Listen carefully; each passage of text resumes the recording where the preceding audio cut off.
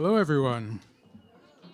We have quite a few empty seats in the house, so if folks don't mind finding a seat, squeezing in, make yourself at home.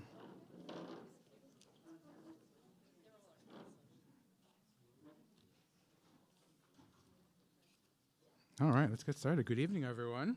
Welcome to the Fine Arts Work Center. My name is Terry Kehoe. I'm the Fellowship Director here at the Work Center. Thank you for joining us. Thank you. Thank you for joining us for the fourth and final FAWC Friday of our 2024-2025 season. We appreciate you for being here. Before I move on to this next portion of tonight's evening, or this evening, I want to give a huge shout out to George's Pizza for feeding us all. Yeah. And also a huge thank you to Chan Collins for getting the mood right. Yeah.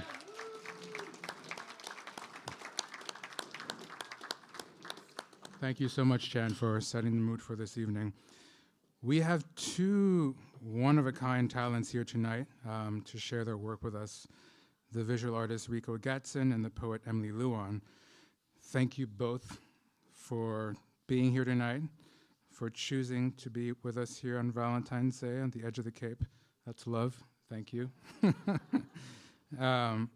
Following their presentations, we'll do a brief Q&A with the audience. Once that's over, in our gallery, I'm sure you guys have seen printmaker, painter, and cartographer Mark Adams has activated that space, working with the Center for Coastal Studies, yes. Do check that out if you haven't yet. And across the courtyard, artist and print shop manager Vicky Tomeko will be activating our print shop. We have one of our visual artists has also opened up their studio this evening. Studios with a colorful banner. I believe it's studio number 9. You'll notice it's up there, is open. So please go check out Danny's studio. She's been doing some great stuff. Yes. And finally, just one final quick announcement. We have copies of Emily Luan's dazzling debut collection returned for sale in the back. Do snag yourself a copy, and I'm sure she'd be happy to sign it for you as well. All right, bear with me. A few more thank yous and announcements, and then we'll get to the good stuff. Thank you to the National Endowment for the Arts, Mass Cultural Council, Arts Foundation of Cape Cod, the Cape Cod 5 Foundation, and the Town of Provincetown, who are among the many generous institutional partners that make our work possible. A huge thanks as well to our many individual supporters whose contributions allow FAWC to do what we do, including putting events such as this one on. If you've enjoyed FAWC Fridays and the other free cultural events that we put on, I hope you will consider making a contribution to the Work Center. Any and every donation helps us fulfill our mission of caring for forthcoming generations of artists and writers. To make a donation, you can scan the QR code on your program or visit our website to make your tax-deductible contribution. Just some housekeeping. I'm going to go through my housekeeping list. Bear with me. There are 2 restrooms and a water fountain in the hallway to your left. We have assisted listening devices and cushions for chairs at the back of the room. Please grab a cushion if you'd like and ask a staff member for help with an assisted listening device if you need one. And as always, please remember to turn off your cell phones. Okay, I think that's it. Can we get on with the show? All right. It's now my pleasure to introduce our first speaker of the evening. Rico Gatson is a multimedia visual artist whose work explores themes of history, identity, popular culture, and spirituality through sculpture, painting, video, and public art. Over the course of almost 2 decades, he has been celebrated for politically layered artworks, often based on significant moments in Black history. The Watts Riot, the formation of the Black Panthers, and the election of President Barack Obama are a few subjects touched upon in his work. His work has been exhibited nationally and internationally, including exhibitions at the Contemporary Art Museum of the University of South Florida, the Studio Museum in Harlem, the Whitney Museum of American Art, the Essl Museum in Austria, Vienna, and the Smithsonian American Art Museum in Washington, D.C. In 2019, he completed a commission for the MTA Arts and Design titled Beacons, 8 permanent large-scale mosaic portraits of prominent individuals associated with the Bronx installed at the 167th Street subway station on the Grand Concourse. It's in New York. His work is featured in numerous private collections and the permanent collections of the Smithsonian American Art Museum, National Museum of African American History and Culture, the Studio Museum in Harlem, the Denver Art Museum, the Cheekwood Museum, the Kemper Museum, and the Yale University Art Museum, amongst many others. Gatson is a faculty member at the School of Visual Arts and New York University and lives and works in Brooklyn, New York. Rico, the stage is yours.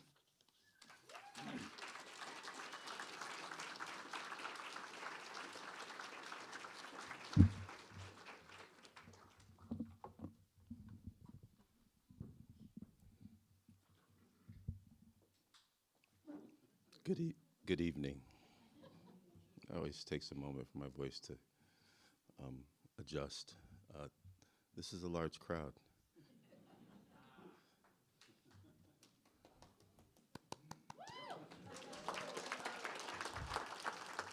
A little larger than I was anticipating.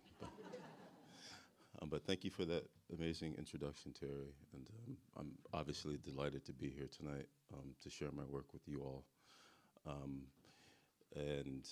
On this wonderful special love day, Valentine's Day, with my Valentine, who's in the audience, and came up. So, yeah, you can clap for that. So I'm, again, like, I'm an artist based in New York, and I work across media. The work that I'm going to show tonight is primarily from within the last 10 years. I like to start out by saying that I studied sculpture. So I went to Yale, the Yale School of Art. I studied sculpture way back when. We don't need to share. Obviously, I would expose my age if I were to share. I'm 25.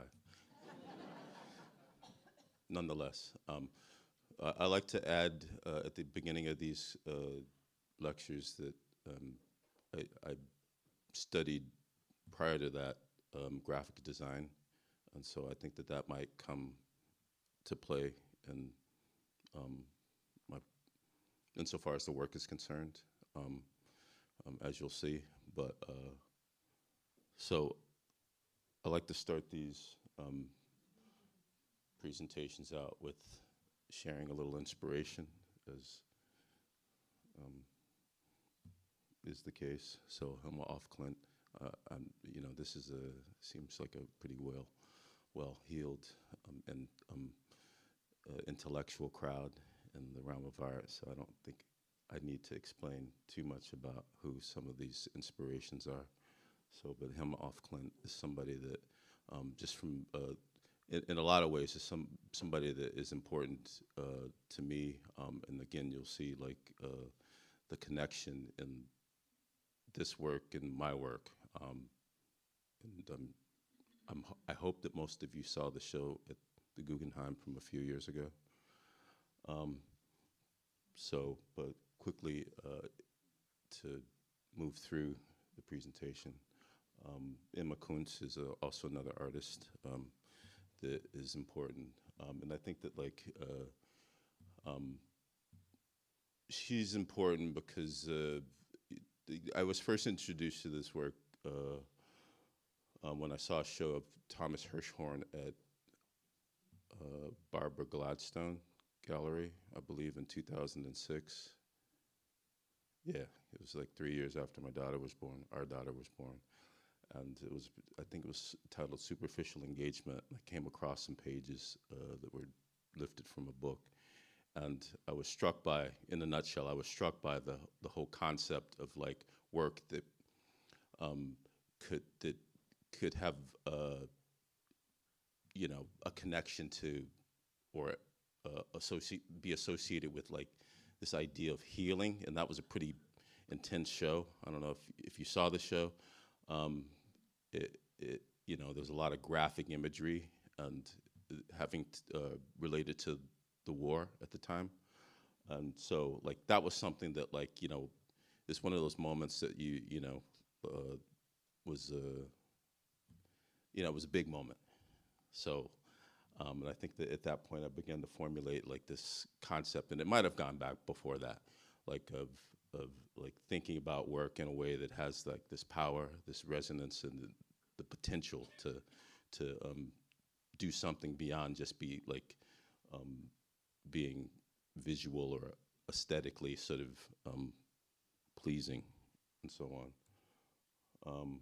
And Carmen Herrera is somebody that's a student actually introduced me to this work when I was teaching at Sarah Lawrence College. You know, Carmen Herrera is, you know, an artist that lived to be, I believe it was 100, don't get me lying here, but 105. But there was something really powerful that I connected to in the simplicity and the beauty. You know, she was a contemporary of Ellsworth Kelly, who was another artist that's important to, you know, for me. But there's just a real power and the way that the work is like, it's not shouting at you. It's kind of like simple. It's not the right word, but you know, it's minimal. And then, like, I include these works of Sam Gilliam, which were earlier, I believe, from like well, it says, well, it doesn't say, but from the early to mid 60s.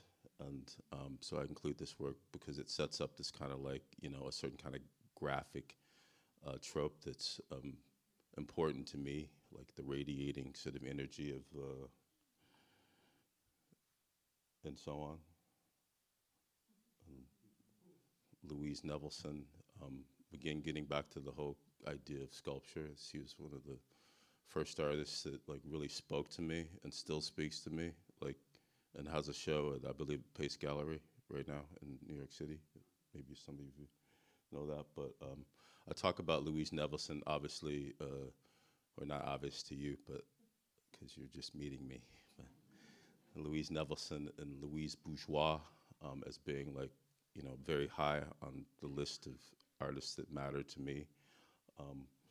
But I mean, and I show this image to my students, the image on the right, my right, your left, is a pretty powerful image, you know, for reasons that I don't think I need to like over explain. And so then the quotes of G's Ben is also a pretty important influence. I think I saw the show at the Whitney, and I'm getting old now. I'm 25, so I mean, you know, I mean, it was many years ago in the 90s, and so that had an impact. This work, these quilters who were based in Alabama, along the Alabama River, and creating this graphic work. Alexander Radchenko, the Russian constructivist, you know, I mean, I don't think I need to describe like some of the, you know, the aspects that might like sort of like speak to me, namely in the fist. And I think you all know what that fist represents and how it's been used or appropriated. Emory Douglas, you know, the Minister of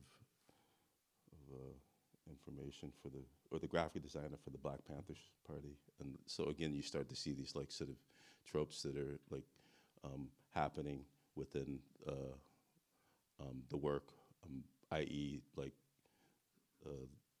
the graphic, hard-edged background with the figure in the foreground, and utilizing collage and to, you know, disseminate the message. And I think we all know what the message is. And hopefully, like I'm trying to sort of condense this so that I'm not talking for like 45 minutes. And I'm hoping that there's going to be questions at the end. And, you know, hopefully that'll be like a lively kind of exchange, you know, to carry this conversation further. But African plank mask of Burkina Faso, but, you know, of Africa. But utilizing some of the forms within like these specific masks, like the circles, the triangles, the X, and these forms for me have specific meaning, but they also have universal meaning, you know, without getting too much into that, you know, but the circle is cycle. The circle is also the symbol that I believe the Ku Klux Klan first appropriated from like the Greek term kuklos, which became Ku Klux.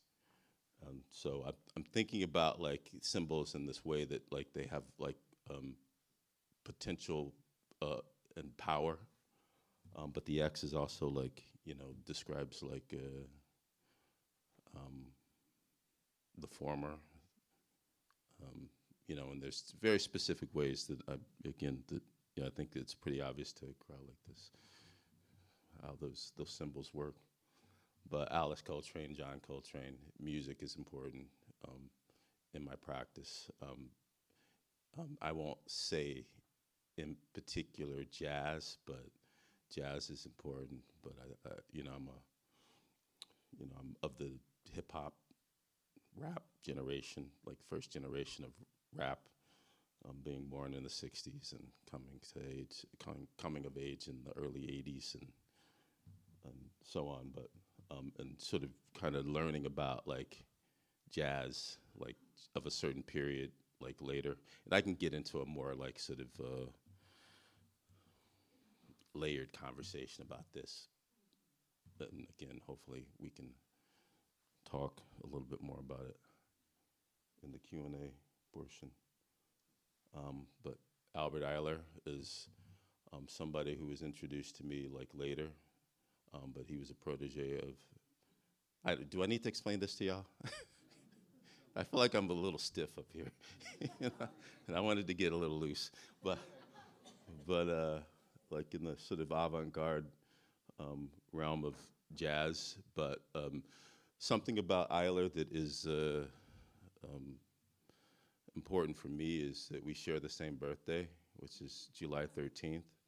So he's a Cancer, July 13th, 1936, and I'm July 13th, 1966. I'm happy that you had that reaction. Thank you.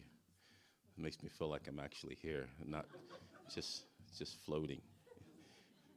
I am floating right now because it's only. But so like I like the title of this album, like because it's something that again that is important to how I process the things that I make. You know, healing is the healing force of the universe. Another favorite artist of mine that I didn't include in this presentation is Agnes Martin, and she talks about music and the power of music and the way that it sort of impacts or has the potential for, you know,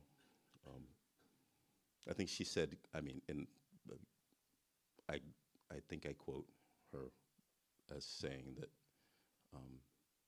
it's the highest form of expression. So, you know, you can take that where you want to take it.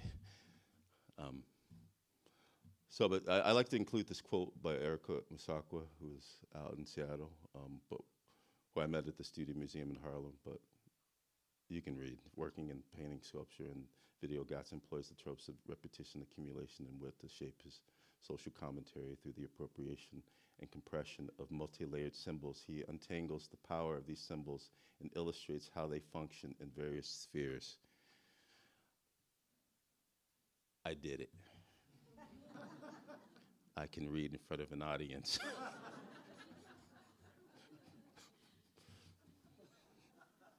No, I'm done this before. Anyway, so now we'll get into the work. And so I include this image of a painting titled Southern Comfort. And it's one of the, again, getting back to how I started my journey as a graphic artist, but then I studied sculpture. This is the first painting that I made in 2004. I mean, maybe it wasn't the first painting, but it was the first painting that I actually like exhibited. And at the time, I was thinking a lot about symbols. I mean, I'm still thinking about symbols, obviously, but in this case, this is a hard-edged painting that is where the lines are in this I was going to say Boysian, but not Boyce, Albers, sort of a way of laying out like these sort of concentric triangles. But underneath that, I was doing something where I was building up dots, and I incorporated like, it's basically the layout of the Confederate flag. So, and it approximates the colors of the Confederate flag. It's, what's the size? 4 by 6 feet. And I still own this painting. So, FYI, no. It's for sale. And so I'm kind of moving, I'm gonna move through like the images fairly rapidly, but this piece is also an early piece entitled Nigeria Power. The center figure is the shape of the country, Nigeria, and the rays are black and silver on this octagonal shaped form. Octagons are, you know, a very specific form.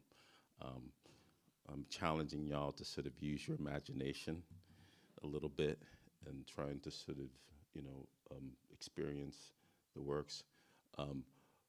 When I was at Yale, I had a professor, or I took a course in African film, and fast forward a few years later, I finished at Yale in 1991, and in 2011, I had a show at Exit Art in the city. It was like a 15-year sort of mid-career retrospect. I was 15.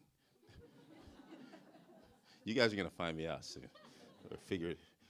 Anyway, so at this exhibition that was held at Exit Art, I think it was the last sort of solo exhibition that they had done, and I'm really happy to have been a part of that legacy and that history as the last solo exhibition that happened there before Jeanette Ingerman passed or transitioned. And on the occasion of that show, my African film professor came to the show, and she ended up purchasing this piece. So this piece is gone, happily in her collection, and that was a real honor for me that it went to that collection. All right, so and this is just a rapid tour through all the work. It's certainly not a comprehensive sort of presentation of all of the work that has been produced over the 10 plus years that I've been making art. No, over the 30 plus years I've been making art. But this series, Icons, I'm not gonna get into all the specific details, but I was very fortunate, as you'll see, to have a show.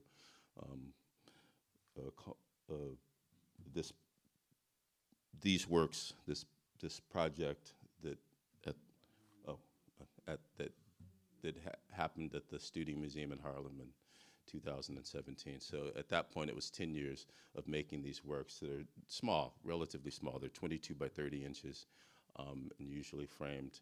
And I described this work as like a celebration. I was trying to take well, essentially I was inspired to make portraits of persons, mostly of color, who had transitioned. So the formula was that I arrived at is that I would make the figure, print the figure in black and white. They're collages, and then draw the lines, so that the energy radiating. I understand how simple they are, but again, like this sort of like utilizing like very simple graphic elements to sort of create a sense of like energy or power was important. And I was kind of thinking about the figures as superheroes. At this point, I've made, I don't know, like a couple hundred of these, maybe more. A thing that I like to say about this project is that for years I was trying to like, I sort of felt that like if I ever got to a point where it felt formulaic, that I would have to stop. But there was always something that kind of propelled the project forward. That's why it's 2007 to present. But I think I'm at the end of the project, and I've said this before.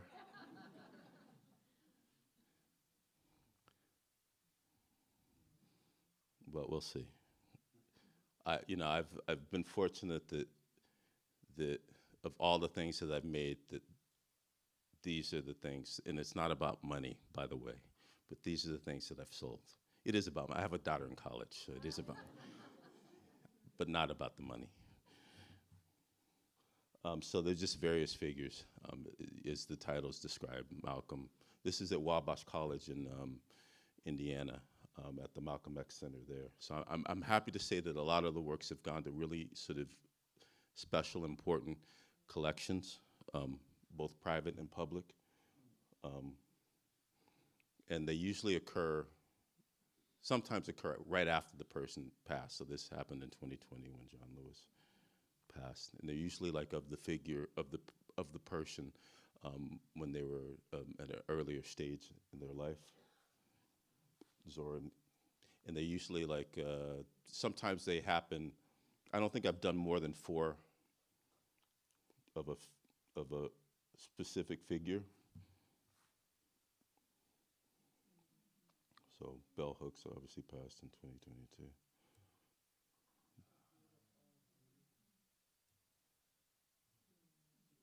And this is at the National Museum of African American History and Culture in their collection now.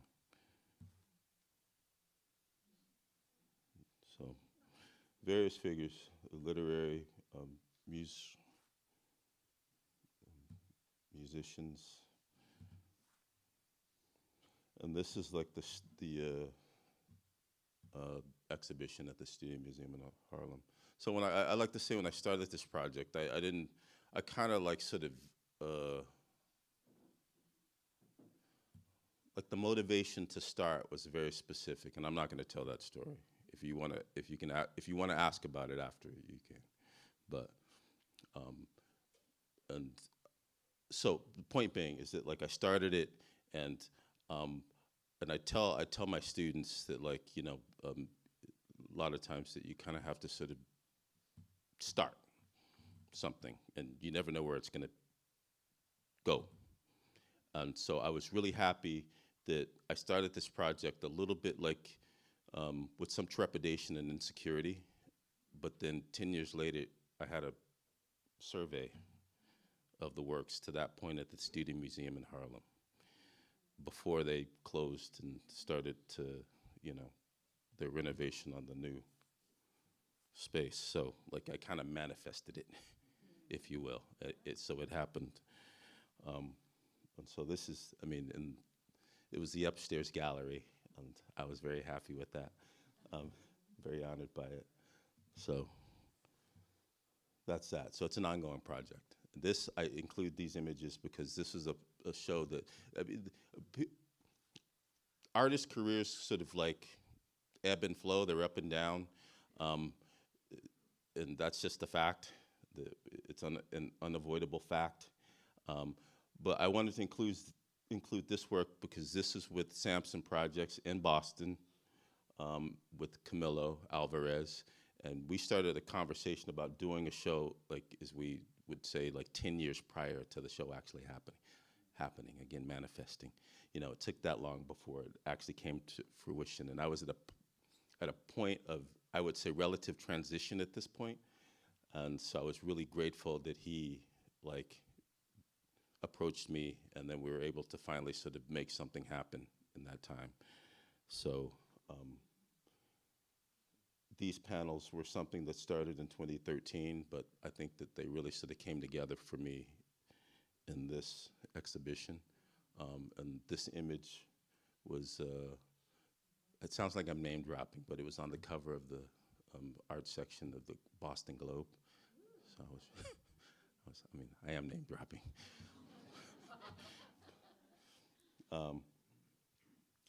And so this is just like, you know, more installation shots. And this piece, Throne 1, was, the Thrones were a series, and I tend to do sometimes a small series. The Thrones were like produced after a very important family member passed, and it was a way of kind of like sort of creating something to honor this person.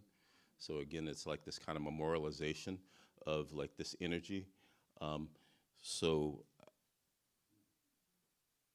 there were 2 in the show. There are 3 total, and I didn't make any more. So, and I mean, I still own these 2. So they're for sale. And I've shown them a few times. This one most recently at Speroni Westwater Gallery a few years ago. For some reason, people don't want to buy these. I love them.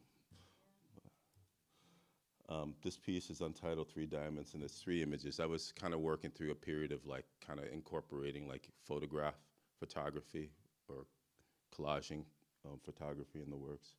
And it is as described, untitled 3 Diamonds. A lot of times I'll untitle works and then add a title in parentheses. Not a lot of times, most of the time now I do that. But, and this piece is now name dropping again at the Harvard Business School. I went to Yale, but I got a piece in Harvard. And it was just, I just had a show at Harvard at a small group show last fall. This was just another piece in the show, but it's untitled Black, Black. And I was thinking black over black, black on black, you know, it's a play on words. But this is just another series of panels that I did for a show at my former gallery, Ronald Feldman Fine Art, who had a house. They might still have a house. He passed away, but they have a house in Truro on the Cape. They did. They would come here every summer to summer. So maybe some of y'all know that. But this is the last show that I did with them in 2018. This piece is, I was going down to Mississippi a lot because I did a residency down there with somebody who's become a friend. They had a farm, and I produced a film. I also produce video and have a history with that, but there was a film that was sort of, again, a memorialization of like Emmett Till. So I got to go visit all the sites that were significant and film on those sites. And I produced a piece, a very short film, it's about 10 minutes, called 4 Stations, which is essentially the 4 sites: the store, the river, I'm drawing a blank right now. Oh, the courthouse, and there's one other site, the barn. Thank you. That's why you marry good people. The barn. The barn was tough. But long story short, this piece is Cotton Planter and his pickers, and it's the collaged image up the top right that is the image of this cotton planter and his pickers from 1908 or something like that. And so like that became like the inspiration of the title, but you know, including these other images. Lines, stripes, again, like these hard graphic tropes are energy. They represent energy, they represent vibration, they represent trying to sort of correct bad energy. And so that's like been something that's been a feature of the work, obviously. In 2020, I made this painting. These are painted, most of the paintings that are in this aspect ratio are painted on like prefab hollow core doors. The doors have specific sort of symbolic meaning for me. Obviously, they have symbolic meaning, you know, as like, I mean, doors provide access. Doors, you know, are portals. And so this piece was, it was not literally inspired by, but was made around the time of all the protests that were happening, you know, around the murder of George Floyd. And I had been working on this piece, and then like the title came to me, thinking about like, you know, sort of all the kids that were in the streets that were standing up against all of, and so, you know, I like the energy of like thinking about them as like this, you know, this generation that was like really getting after it. I mean, here we are again. I don't want to get into politics, but this piece is now at the Weizmann Museum at the University of Minnesota. And just a quick story, like a docent in reading about, somehow found a description of me talking about it, maybe, and forgive me if I don't completely like sort of explain this perfectly, but they got in touch with me and said, is there, I think they said they saw an image of like protesters in Minneapolis, and they were they had their hands up, and they were creating like these triangles because they were hand to hand, you know, and they were like, is that connected to what you were thinking about? And I was like, no, but I don't mind the association with that, because there is a part of it that is kind of like, you know, like, I think that as artists, we're kind of like, hopefully, sort of the repository of like energy. And obviously I'm trying to get there with what I'm describing. Maybe not doing such a good job, but I really like that association. And I was like, yeah, so not literally, but yes. So, again, in work that I'm not showing, because I felt that work I had to move on from earlier in my career, late 90s, early 2000s. It had a lot to do with the Ku Klux Klan. I did a lot with that work. That work was really intense. It was really hard to process. So I think that like, and hopefully this doesn't sound like a compromise, it became like the more kind of pared down, so the forms are like a little bit more simple.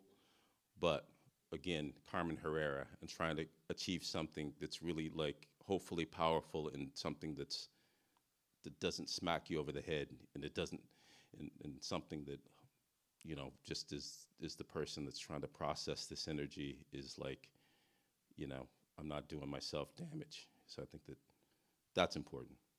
So with this piece, Untitled Fiery Fire, is, you know, interpret it as you will, but, and then, you know, Gil Scott-Heron, and the portraits are very important to me, both like the ones that are more literal in this piece, which is a nod to Gil Scott. This is in the Birmingham Museum. I did a project down there, which you'll see, and they ended up acquiring a couple works in their collection. And that's, I don't know if y'all know Birmingham. Now I'm gonna say y'all.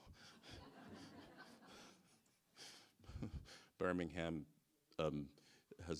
obviously is a, you know, place, has a very powerful and potent history, but the museum had a policy that I was struck by, in that they had a certain day that like African Americans could come to the museum, and then they would apparently cover the statues, the nude statues, so you know, so this is very powerful, kind of like uncomfortable history, yeah, to process. And so for me, going these places is really about being a witness and then trying to make work. Whether the work is successful or not, for me, it's not really the goal. It's just really being there and trying to make work. How am I doing on time? So this piece is untitled North Star. It's, you know, a very amazing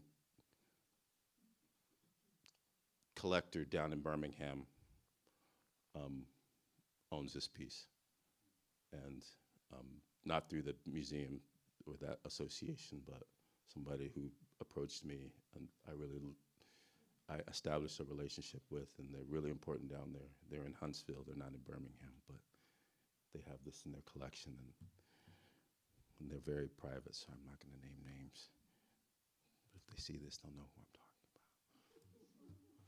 about. And I did a series of flag paintings. This is also in the Birmingham Museum of Art. So these are all coming in 2020, you know, clearly like have a political association, but part of a series of flags that I did. A couple went to collections, but I own most of those. But this one's still available. I love this piece. And then I did a series of works that, like, you know, were triangles and circles. The triangle is like the symbol of strength. It's got a lot of associations that you can determine through a little research as to what they mean, but you know, they have very specific meaning to me. But again, the circle and the triangle, symbol of the symbols, like they're not just fixed.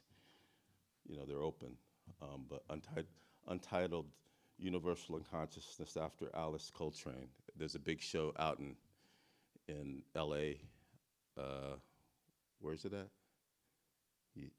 You should know this. I've been talking about it. This piece should be in that show. No, I'm joking. I'm joking. It shouldn't be. It wasn't picked. Untitled Expansive Light Consciousness 2021. This is again on Hollow Corridor. Untitled Young Mystics 2. Again, I sometimes work. It's hard to kind of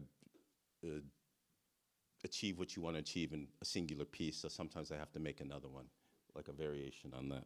So, but it's not usually more. Untitled Quarter Moons 2021. In 2022, I had a show, my second show at my current gallery, Miles McKinnery, titled Spectral Visions. I think there's a film titled Spectral Visions. I did a little research on the title because I was trying to be very specific. Well, that was a tough year. That was a very tough year. Very, very, very, very, very tough year. All the years feel tough at this point, but just a little like personal insight. I'll try to make this quick. That summer, a lot was going on. One of which was I learned of the illness of a very close friend, somebody that is important to me here, Alicia Henry. We went to Yale, MFA, very good friend. I learned of her, that she was ill that summer. She just passed in October, as you know. My youngest brother died, very tragically.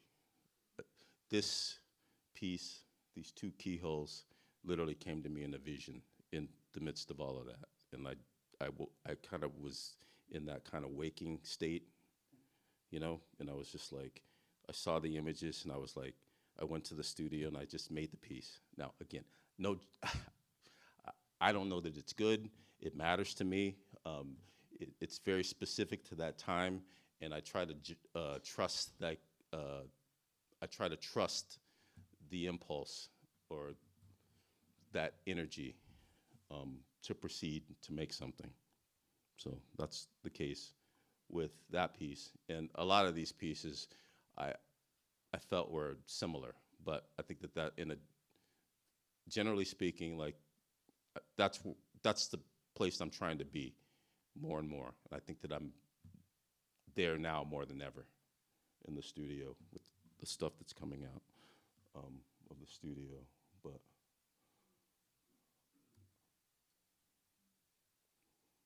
untitled Triple Consciousness, you know, Franz Fanon. This piece is now also acquired by the National Museum of African American History and Culture, and it's going to be in the show there this spring. And black abstraction, what does that mean? But they'll be black artists that make abstraction, and I'll be one of them. Untitled Malcolm in the Spirit 2022. This also came as kind of a vision. Sometimes the titles come after, yeah, but clearly the X, you know, was significant. Untitled Magic Star. This is owned by somebody who also shares the same sign as myself, which is important. She's a Cancer. She's a really important collector. These are 36 by 48, untitled Double Consciousness, you know. And the panels, again, like untitled 7 panels. I decided each of the panels that you've seen, they can be sort of owned like individually, but in the case of these, I made it into a piece. So above and below, this is my most recent show. I'm gonna blast through this. This is just the installation. This is in the fall, 2024. It was titled Above and Below, you know, derived from the phrase as above, so below, blah, blah, blah. So, but this piece is like kind of the namesake, above/below. Titled Astral Black, untitled Peace in You. My daughter, who's studying art at Bennington College and is a senior with an extra semester,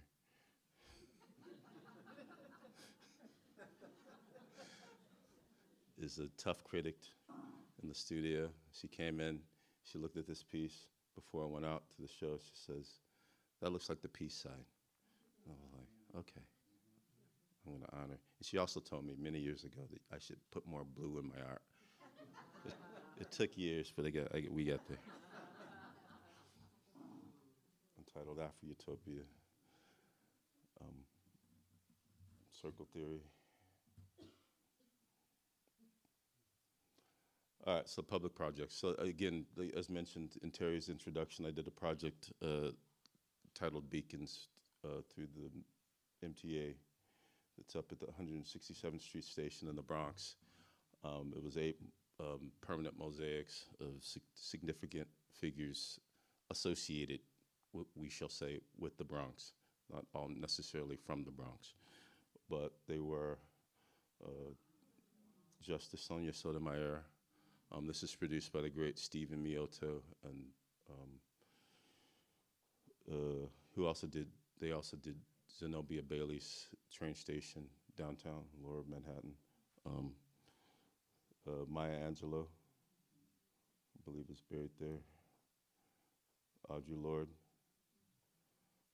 Gil Scott Heron, who went to DeWitt Clinton High School in the Bronx. And James Baldwin, who also went to the same school in the Bronx. This is a detail. And Celia Cruz. So there was a whole long, convoluted process that occurred, and it had to happen in a really short period of time. I think I had a year from getting the commission to installing the work, and it nearly killed me. Because we had to go through the process of securing like multiple sort of sign-offs to use the images, from the photograph to the, so I had to work with a lot of estates, and it had to happen very fast. But the great Sandra Bloodworth, who just retired from the MTA, thankfully worked with me and made it happen. This piece, I was like, because I had a hard time finding images of certain folks. Like, I was working with the family of James Baldwin on every image that because I had to get the photographer, the original photographer to sign off, I had to get the family to sign off. In some cases, I did a portrait of Reggie Jackson. I had to get like 4 entities to sign off. Reggie Jackson said, I don't have this portrait represented here, but he said right away, I'm in.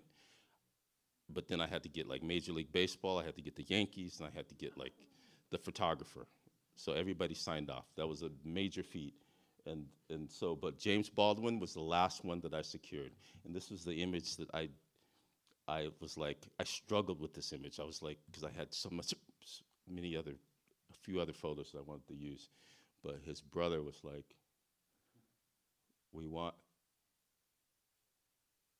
I think they wanted him in a suit. This image is him behind a pulpit, like a podium. And like, I was like, but I have to cut his body off. But long story short, I love this image now. It's like, it really mattered. And it was like the very last one that I needed to get because we needed to deliver the project on schedule. I couldn't, like, miraculously it happened. So, and this dress, I was like, I would love to see them produce this as a mosaic. And it's phenomenal. Look at that, like the detail, you know, it's a mosaic, so you get it.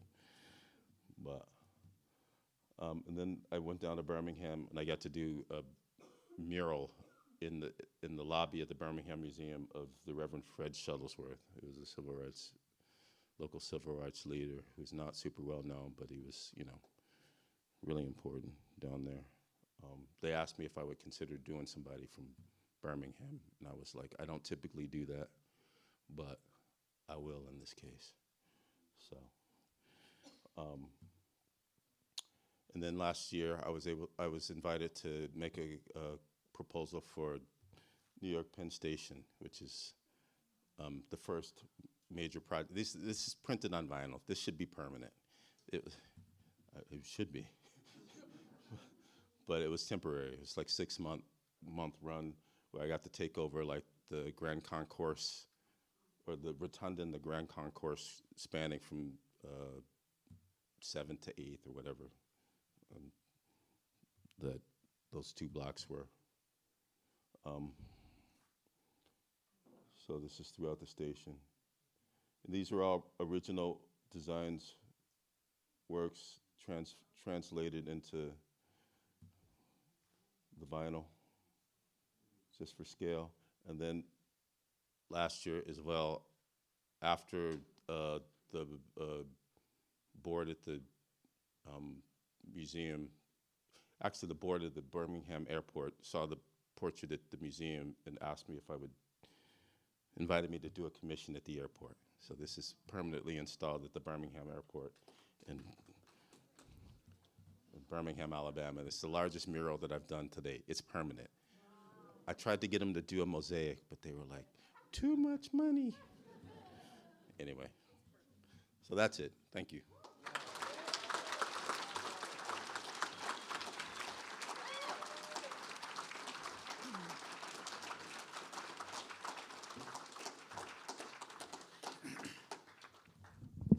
Thank you, Rico. That was great.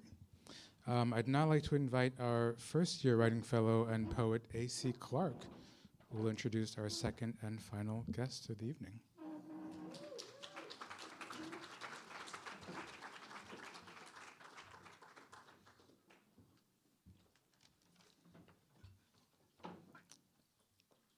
Hi, everybody. My name is A.C. Clarke. I'm a first-year poetry fellow. So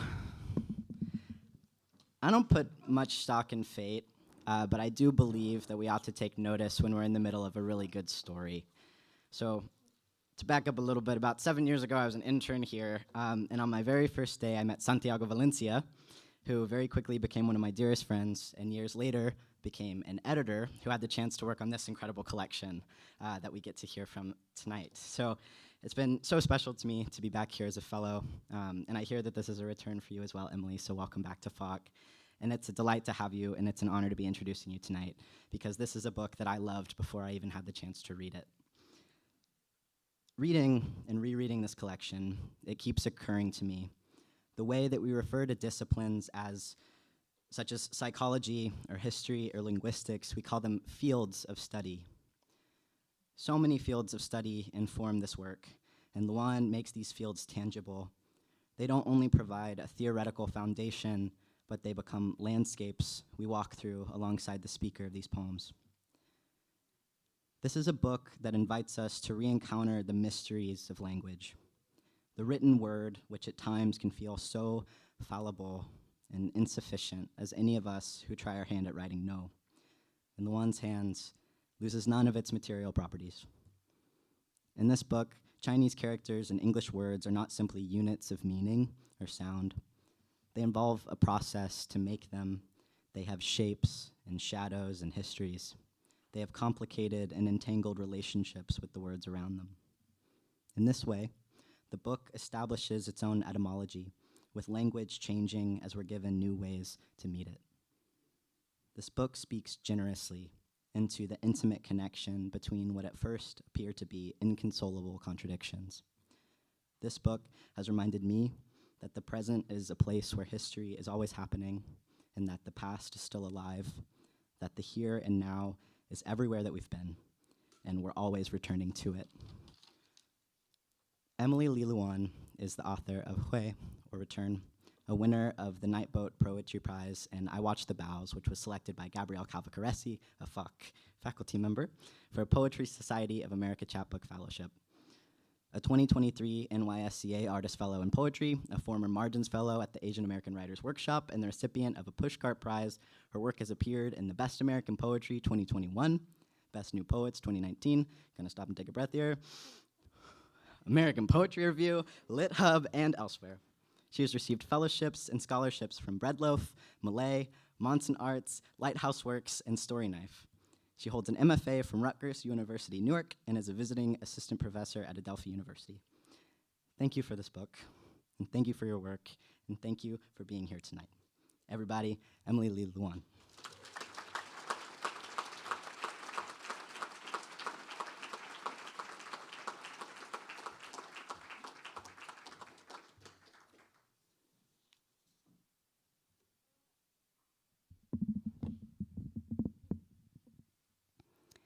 I swam in a cold lake and watched my body convulse on shore. My body, a flight attendant's body, one of the ones on a Chinese airline. I watched them last time I was on an international flight, their skinny arms and flat chests, their clean sense of purpose. I had an aisle seat, and they bumped my elbow with the beverage cart, said sorry to me in 2 languages, both of them mine. I thought, I could be a flight attendant, and in another life I might have been. My cousin is a flight attendant on Eva Air. My other cousin, born 3 days before me, who wants to be a model, tried to be a flight attendant instead. But she didn't get it, said there was too much memorization and she couldn't remember everything. I secretly know I'd be a great flight attendant. I could discreetly close the overhead bins, twist my hair back, tie the service apron on, hand out hot towels, blink my eyes big, say tea, tea, cha, cha, all the way down the aisle. When offering small sandwiches, I might stare out of one of the windows, imagine the ocean blue. Or say, when cleaning up a toddler's vomit, I might yearn for a less solitary life. But otherwise, loneliness might be okay when surrounded by other flight attendants in the sky, my body a body made for tending to bodies in flight. I'd breathe in the air of neither here nor there. I'd remember everything about my lives on Earth.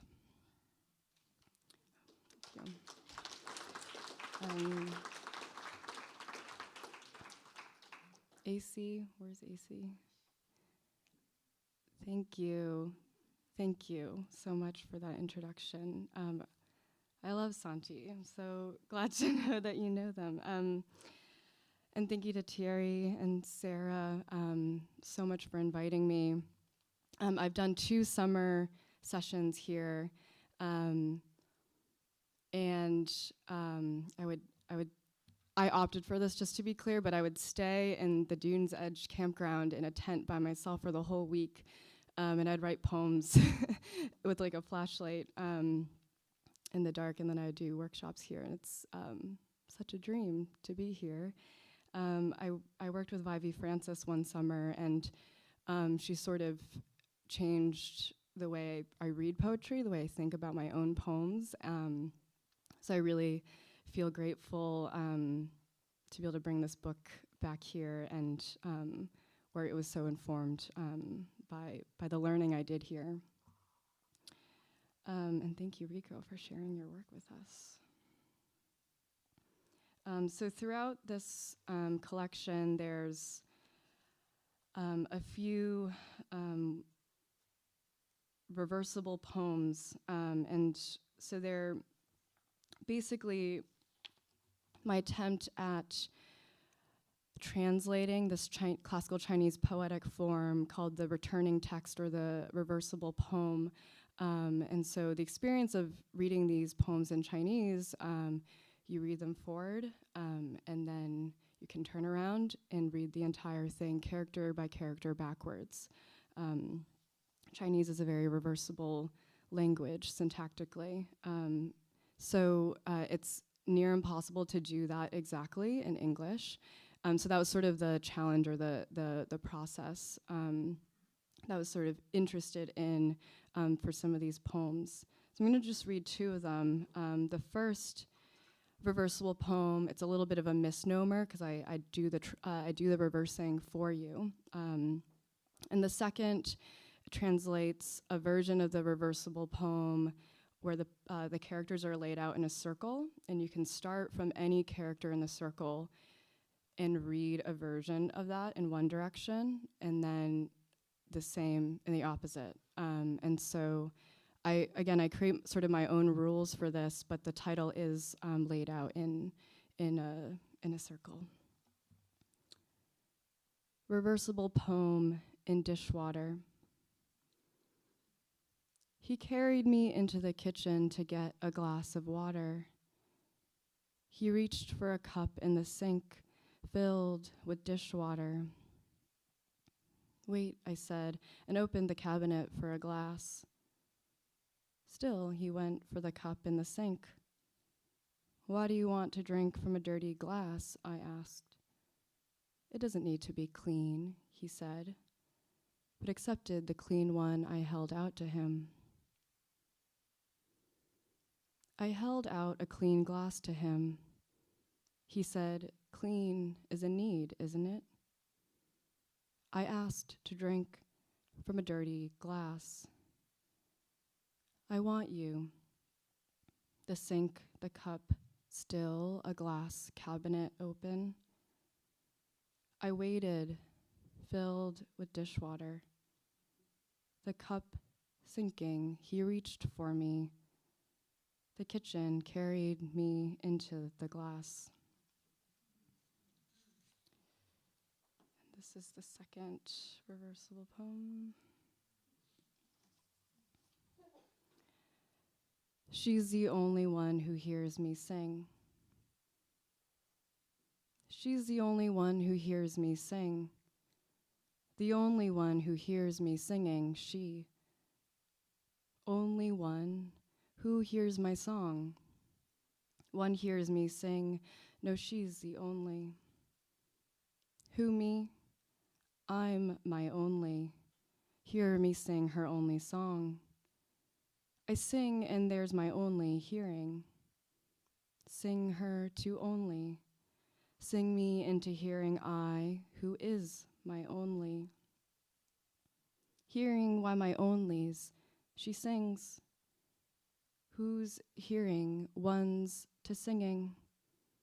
One, the only one, only my only, sing me.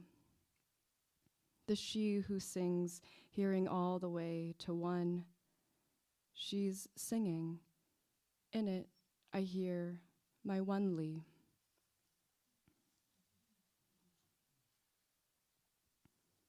This is not a reversible poem. I am being admired for my pain tolerance. On a beautiful Wednesday early afternoon, after a night of drinking and falling asleep during the softly filmed movie featuring salt flats, the exam gown flowered at my waist. This year, no peonies to cut from their stakes. I buy a dozen plain seltzer cans for $7.99, even though I meant to search for a deal. There's a left-handed actor in the movie, and I wish I wrote like her with my left hand. I'm explaining to my students what I think it means to be political, wonder if I believe it or if it's merely creation. Avoid calling the insurance company and avoid calling again. My pain barely tolerated because of my investment in hiding external pain. What would it be like to do a single thing completely? To say, politics has to do with power, and really, really know what you meant when you said it. Like how sometimes when I'm alone, it is just that, alone. And I feel like water all at once and before. And the hurt is not so hard to come by, despite it being hard work. What does it mean to be called sensitive when all emotional overreactions are merely reactions to a hierarchy of events? I'm dreaming the old boyfriend has a new girlfriend, and I'm enacting fury in response to her shame. I'm pleased with how cleanly I've reassembled his shoulders, his good brown hiking coat. I know what's coming next, and know he still tends to me. There's anger above and below me, but in the dream, I know I am dreaming. Doing takes a different kind of pain, a pain to end all pain. And she's saying, does this hurt? This should hurt. And I'm so sorry as I crinkle the paper gown. In trying to reassemble the last sensation, all I'm remembering is the copay. The number blooms to me at times in dreams. I think about modeling for money. I think about it more and know myself more. And then I know myself less. And I'm extending my hand. And what does it mean to know which one?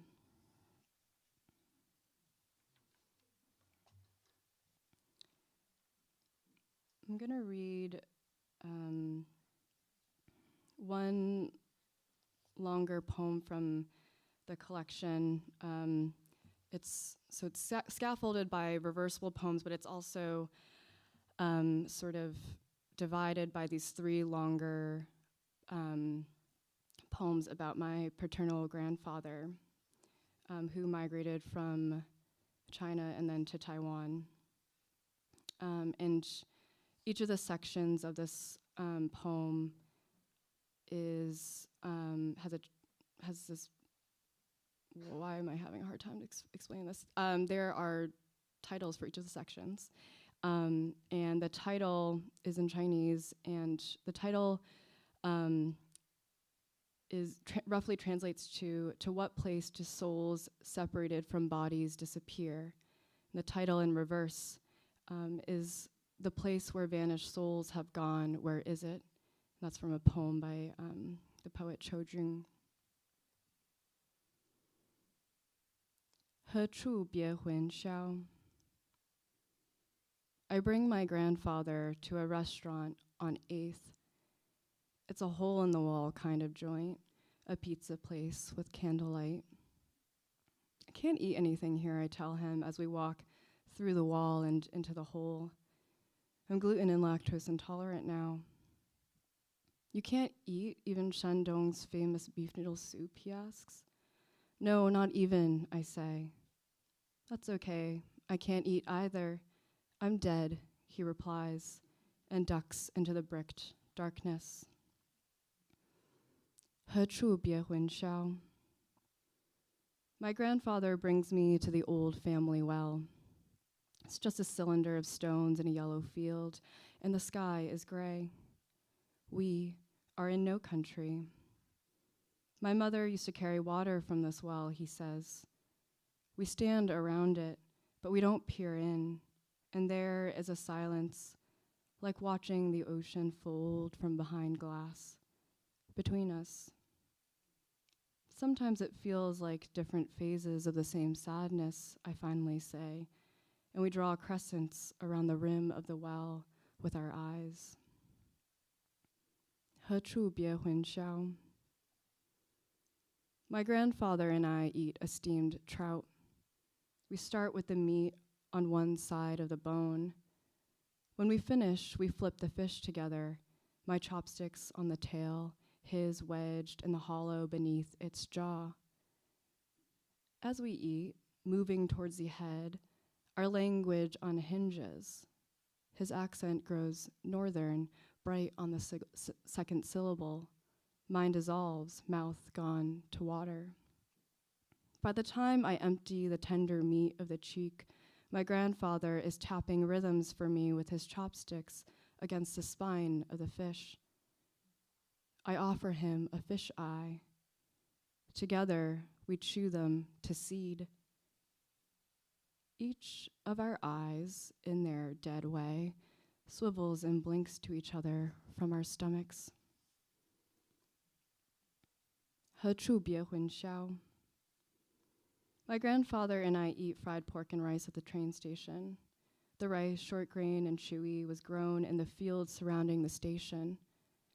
After, we climb the wooden viewing pagoda and stare out at the current of meticulous green shoots, rows and rows to the horizon. The water flooding the fields mirrors the pitch of gray clouds above. A long hush as the wind silvers its way through the leaves. One of us thinks, what an arresting scene, and the other agrees. A man arrives in a small truck. We watch as he steps into a white suit that zips over his face with a window to look out of. He mixes something blue in a bucket, pours it into a metal canister, straps it to his back, and climbs into the green, roving up and down the aisles of rice shoots to spray the field with color. The wind picks up. We shield our noses from the chemical smell. Back in town, the stray dogs stand up and stare as we walk past. 何处别混淆? I stand with my grandfather on Wuzhi Mountain. He holds up his outstretched hand. Wuzhi, he says, 5 fingers, so that I can understand. We look beyond the clouds shrouding the mountain, past Shu Nainai's stone grave. Are you okay with being here forever? I ask. I'm not sure I have a choice, he replies, and grasps all 10 of his fingers together. 销魂别处合. My grandfather and I board the train down the coast. We have our fan tuan, our soy milk. I sit beside a boy my age and we both read books. I imagine we're young lovers in a Taiwanese film, drawing open the curtain and looking out together when the ocean comes. I can see the top of my grandfather's baseball cap a few rows ahead of me. Sometimes he disappears, slouching down to sip his soy milk. We enter dark tunnels in the crowded mountains, and until I see the white sky, I fear we will never surface. When I walk down the aisle to his row, my grandfather is gone. A wad of plastic wrap and an empty milk box. From the train, the ocean, and as we ride, the farther from it.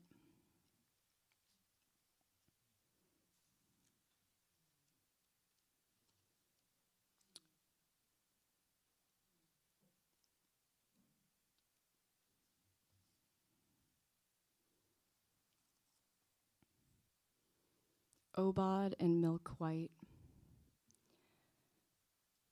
My father used to be a manager at a beverage factory. At the end of the day, when everyone else had left, he'd fill one of the vats with leftover milk and steam it until it was hot. Then he'd leave his clothes on the factory floor and take a long milk bath. Every so often, I remember this story and won't know if I've dreamt it. My father and the milk fog and silver machinery. Those were the days my father ran up debts of beer and cigarettes at the local store, and before my long-haired mother began working at the factory. I imagine his body disappearing into white, his full head of black hair, the first exclamation of a calligrapher's brush on rice paper. Did he long for a woman who could become my mother? Did small sounds in the silence frighten him? I want to inherit loneliness from the scene, but what do I know of my father's dreams? I'm still creating my own mythology of moving water, the field mice tunneling through ice in deep winter.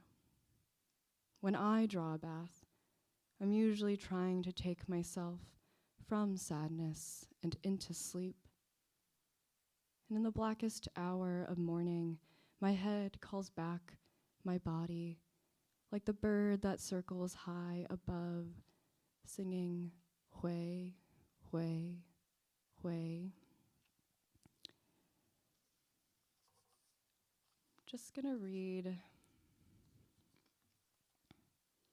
one poem not in the book. AC, thanks for mentioning landscapes. The book I'm working on right now is really sort of obsessed with this town in Taiwan that is sort of depicted in that longer grandfather poem.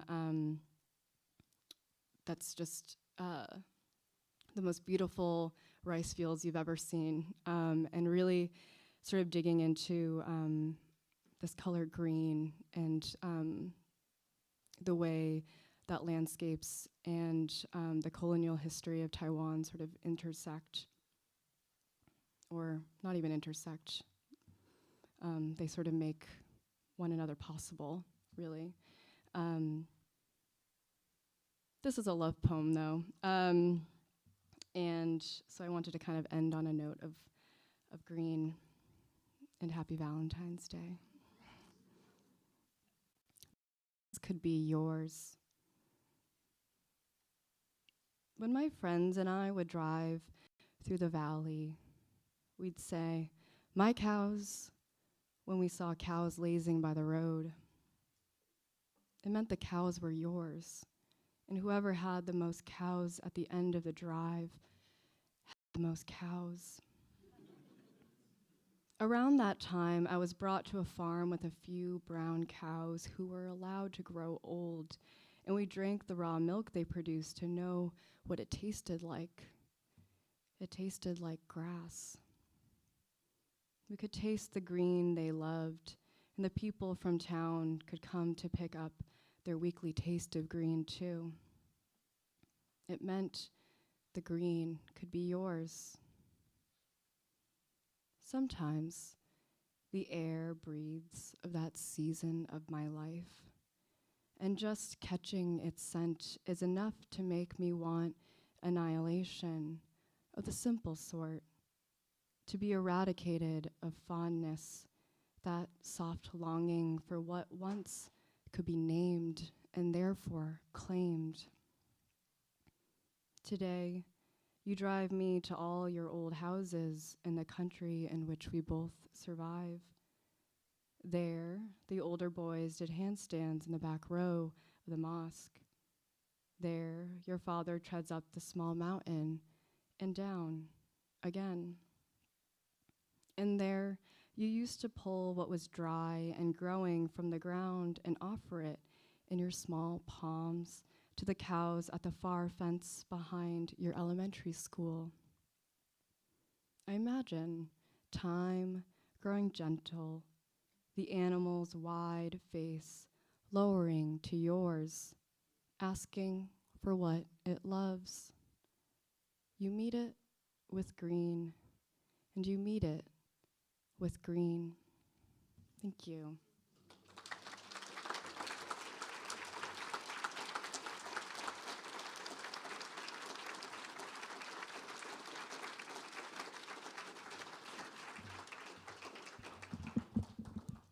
Thank you so much, Emily. Can't wait to see this or read your next book. And thank you so much, AC, for that beautiful introduction. I'd now like to invite the guests actually back on stage for our Q&A. Come right up.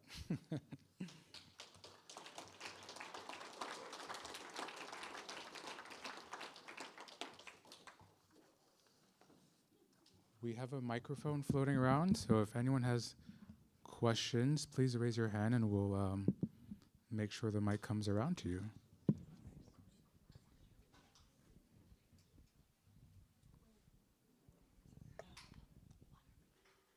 We have a question right here in the front.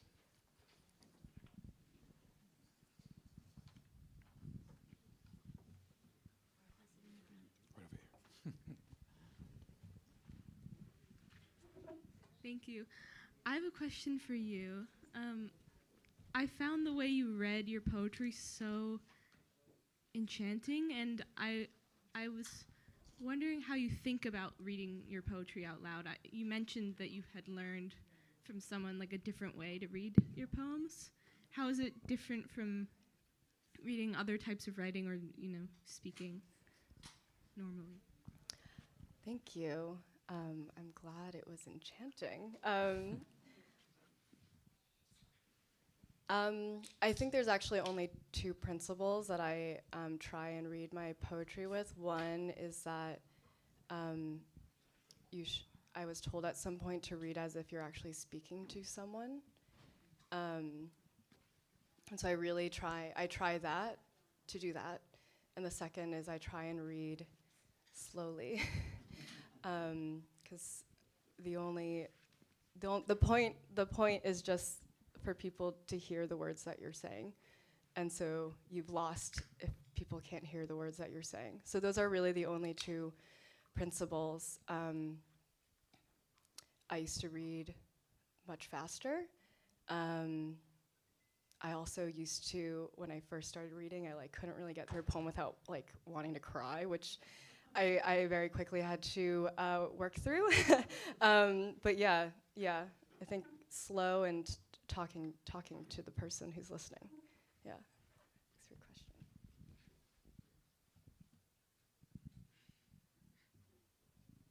I know you guys have questions. Rico, hello. Hi. I love your artwork, Thank but you said you weren't going to let us know or tell us why you started painting your icons or black icons unless you were asked during the question and answer. So I'm asking you. Yeah, okay, so it's not that interesting how they started because so the series started, I'd say, around 2000 and I guess early 2007, and this is the true story. I happened at that point. You should all know this, by the way, because artists need to make money. But at that point, my daughter was, she was born in 2003, so she was 4. And I had this really good artist friend who was, happened to have a space on the floor that my studio is on. And so he was working on drawings, and he had a stack of them, and he was like, I'm like, what are you gonna do with those? And he was like, I'm sending them to my gallery to sell them. And I was like, what? And he was like, yeah, I was like, drawings, interesting. And so he handed me some paper, and I literally took that paper down to my studio and started working on some collages. I was like, what if I were to draw? I mean, I can draw. I mean, don't misunderstand me. I can actually draw. That's how I started drawing. But I was like, if I were to do something, what would I do? I was like, I had some colored pencils, and I had some like magazines or some images. So like, this is a true story. And so I was like, and there's gonna be a point, but I was like, I started like working in a certain direction. I made some, I was like, wow, this is interesting. I'm not that interested in what I made, but I'm interested in the fact that I'm doing this thing, you know, and I've suddenly allowed myself license to do it. And so, you know, in the way that these things work, like as you work, you'll sort of find yourself into something, in something. And so I can't remember, I think the first drawings that I made with like radiating lines were like drawings that had guns, AK, like what was the assault rifle at the time? And I thought, I got this like idea, like, you know, like clearly guns are not good and they're prevalent, and, you know, and there was a war, I believe. And so I was like, if I were to make a gun portrait, what would I do? So it came to me that I could like add these sort of prismatic kind of rays shooting from them, like rainbow colored rays. And so that's kind of how the rays started. Sorry, with the mic, I'm not good with the mic. So, but then that morphed into like sort of thinking about like, if I were to expand on that, and I can't remember specifically what happened was with the portraits, but I was like, well, you know, I kind of want to make, it happened that I made something that I liked, and I thought, wow, I want to create these works that are kind of like sort of celebrating like these figures as superheroes. Like, and of course, you know, being African American, I was like, I want to make my superheroes African American. And then it became like this thing where I was like memorializing, like somebody had passed, and so I wanted to sort of just celebrate that in the works. And I knew they were simple. And, you know, it's kind of funny, like I say that how you start something, you may start with a certain sort of motivation, and then that sort of morphs and changes, and it becomes like a thing. And suddenly I was in a thing, and I really liked them, and I was like, you know, and that's when I kind of set the rule for myself, because I really liked them, but I thought, I knew that they were kind of potentially formulaic, and I was like, so that's when I determined if they ever got to a point where they were formulaic, I'd have to stop. But then I started selling them, which is kind of a formula. But I sold a lot, you know, and then I was just like, you know, but it's at different stages. I would, you know, I had my former director at Ronald Feldman. I would say like, you know, I'm really close to like not making these, but then something would happen, and I would like, you know, get excited, and you know, or there would be a character, and that would propel me into like continuing. But the most recent series that I did was for Art Expo in Chicago, and my dealer asked me if I would produce some I was in the special exhibition section in situ, so I produced I think 12 for that. But that was kind of like, for me, like, it felt like the end. And I haven't done one since. So I think I'm done. I'm not even joking. I think I'm done. I think I'm done with those. I got a couple that are on deck, but so. Long answer to your short question. You know, I guess the moral of the story is that, like, I don't know that it's so much about like the motivation, you know, because they could start and it may not be like completely like worked out, but it can sort of end up being something that is, how many years now? That's 2007 to 2025. I always challenge my students with math. I'm like, you're art students. You don't know math. How many years? 27, 2020, how many years is that, y'all? 18 years, yeah, so 18 years feels like feels like a good amount of time to work on something. So. I think we have a question in the back, and then we'll go. I just want, first of all, fabulous work, both of you. Just now when you generalized and said simplistic, I just want to say I respect the simplicity of genius.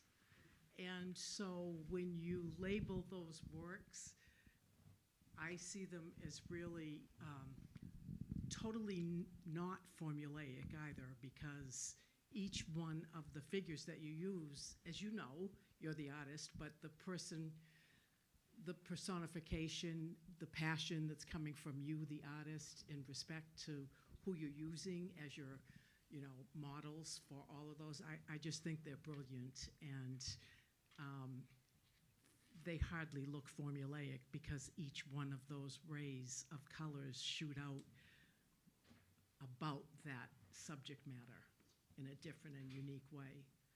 And the other thing I just wanted to make a mention of was the fiery fire, fierce, I'm screwing up the title. Yeah, fire. It's untitled Fiery Fire.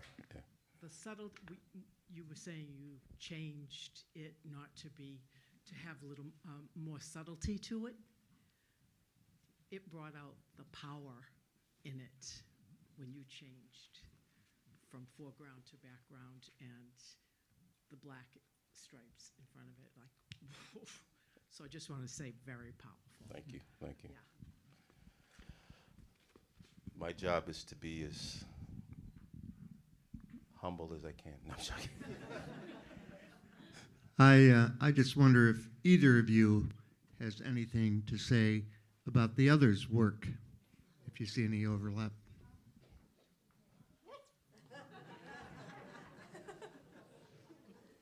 We just met. No, I I'm know. joking. Okay, No, I will. No. I want to go first. Oh. What if you steal the thing I'm gonna say? Hmm? What if you steal the thing I'm gonna say? So I'm gonna go first. Well, I'm really interested. You said it twice about not being actually as interested in the product and the sort of factor, the making of it, or the sort of maybe not impulse, but the process, right? Or the sort of vision. And that feels actually, I don't know, I was thinking about that because it really feels, well, I love a challenge, clearly, in my own poetry, but it does, I don't know, I guess my question to you, because it has very much felt that way in my own process, by decentering, or by sort of centering the process, or the sort of, the making, I do feel like the product actually sort of recedes. What's your relationship to that? Could you kind of talk more about that? Long question. Maybe. Yeah. Yeah. Or that's the way I feel like I was connecting to your Well, I work mean, too. I don't want to sort of like, how can I put this? It's like, for me, and this may or may not answer your question or your question, but for me, the journey is, in so far as making, has to do a lot with process. I am very sort of invested in the process, but there's a lot of thought that goes into each of these things. So I appreciate what you said about like the fact that I say this all the time. I'm always like, it's not like taking the work down, because I believe in the work, but like, like when you're invested in making, you're not always sort of like present insofar as what goes into the making. Yeah. So I tend to, and I'm going to use this word, and I don't want to use this word, but I'm going to use this word for lack of having another word, but diminish. There's like this kind of diminishing that may occur in my own struggle to sort of like kind of understand what it is that I made, and so like it's tricky, because I know the work that goes into the work, but I say that sometimes it's not that it feels easy to me, but it just, you know, you kind of get separation, a little distance from it. So like, I often feel that I've made something, and I'm like, who made that? Yeah. You know what I mean? Because like oh, okay, hallelujah. Like it's like, you know, so you're not always sort of like just sort of. So it's like, so I don't mean to diminish it. Like to me, I'm very invested in the, and again, maybe the power or like the impact that the work might have. Like I'm hoping that it has an impact. I'm hoping that the viewer has a sort of experience with it that is where I'm at with the work when I'm making the work at different times. But after it's done, it's done.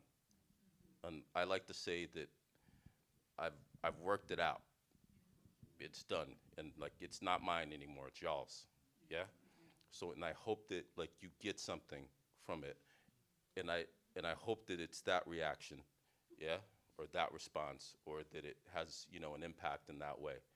But I can't sit up here and profess this.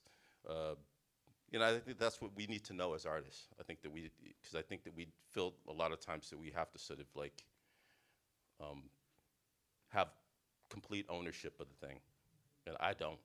I mean, it's just like it moves through me, you know. A lot of artists talk about that. It's like it moves through you, and am I saying this right? It's a powerful thing, and I try to invite that. I try to encourage that. I want to believe that. I mean, it's not wanting to believe. I do believe it, but it's like, it's a struggle. I was just saying to my wife, again, I love my wife, Valentine's Day. Just like walking from where we're staying through the streets of Provincetown to this location, I was like, I need to get out more. 'Cause I'm like feeling like, I'm just stuck in that studio all the time. I'm like, I feel like, I feel alive in the studio, but like, I'm like, you know, it's not overrated, like leaving and coming into the world and not being so like tied down to that. So, but again, I don't know if I'm doing your question justice, but I read your work, and it was really delightful hearing.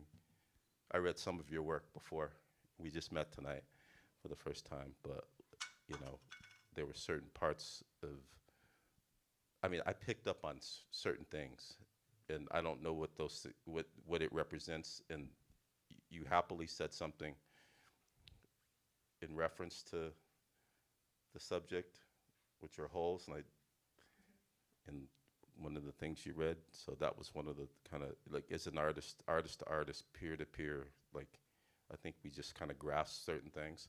So, but when I thought about the holes, I thought about circles, I thought about spaces, I thought about, like, you know, holes have, you know, very significant power and meaning, you know, in ways that I don't need to describe, you know, but that's something that in the very few things that I read, like, that came up twice, and then it came up again tonight. But this also this concept of, like, you know, dream or this transition. I think a lot about transition. I think a lot about, like, and transformation, you know, and energy, and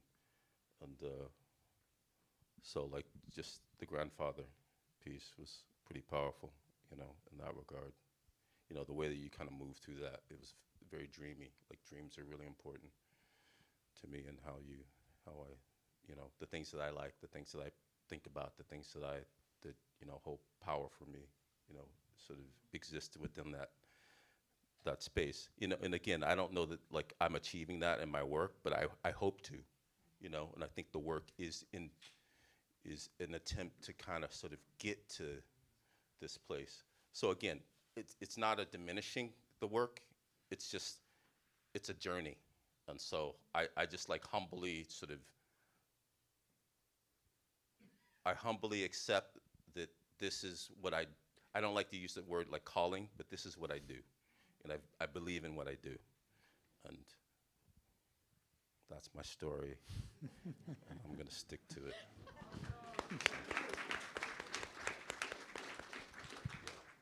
Do we have any other questions in the audience? Yes. Do I have a question? No, I don't do so. I'm not so good with questions. Terry, I have a question. Hello. Thank you both for being here. This has been really wonderful.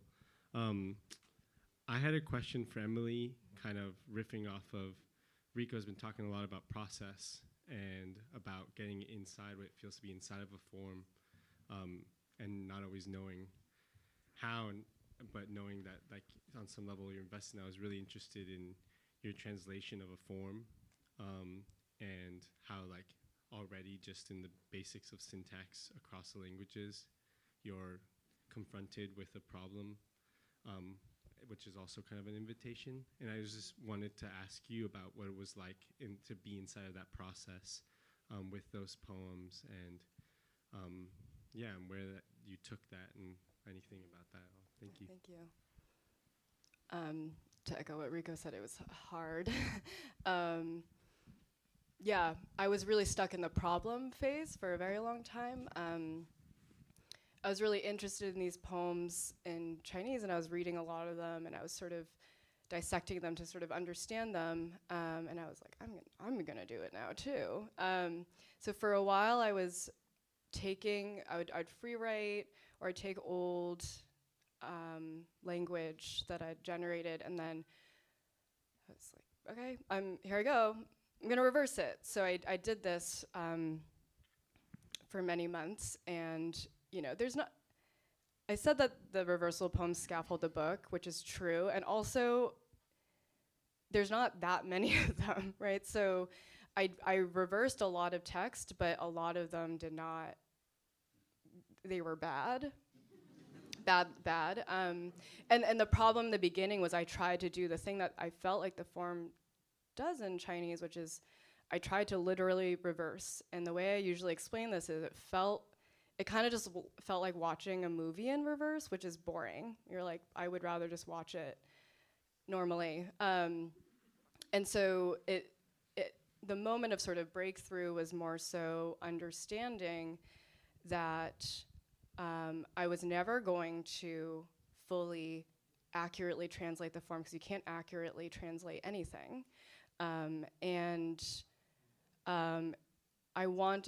The goal became translating the feeling of reading the poem forward and backwards in Chinese. And so it freed me to approach it in many different ways. I just started making my own rules for reversal, and also was trying to think more about how I could,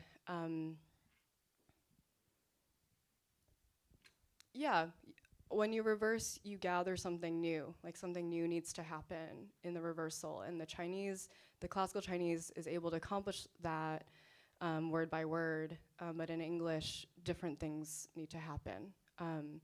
And so that became the task, and then it was so fun. It was no longer a labor. Yeah, thank you. All right, how about a round of applause for our guest tonight?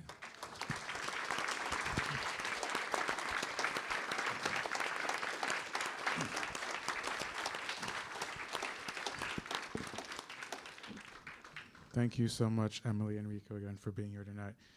Just one quick announcement, and I'll let you guys enjoy the rest of your evening, but we have more public events on the horizon.